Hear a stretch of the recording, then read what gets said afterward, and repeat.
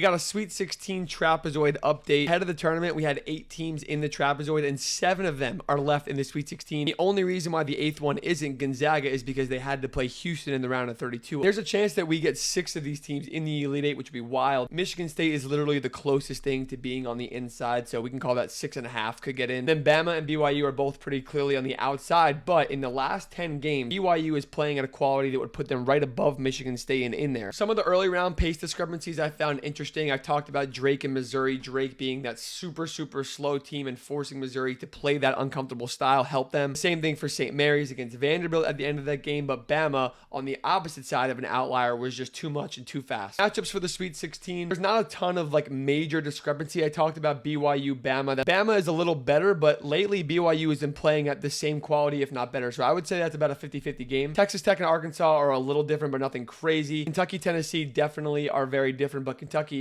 is also up 2-0 on the season series, so that throws in a wrinkle. I think Arizona matches up very well with Duke, better than almost anybody in the country, but I still think Duke should win that. Auburn, Houston should be fine, but both have matchups with teams that play similar to them. MSU Ole Miss is about a deadlock. So is Florida, Maryland. That was a potential matchup that we talked about all week long leading up to the tournament. They play at the same pace, the same style of really good defense, and then get out and transition and score on offense. Generally, when you look and see all these teams bunched up, I think it just even more shows how awesome these Sweet 16 and Elite 8 games are going to be. And we might even have an all Trapezoid Final Four, which would definitely be a first. If you haven't already and you want one, we got Trapezoid shirts on Home Field. You can hit the link and you can get those.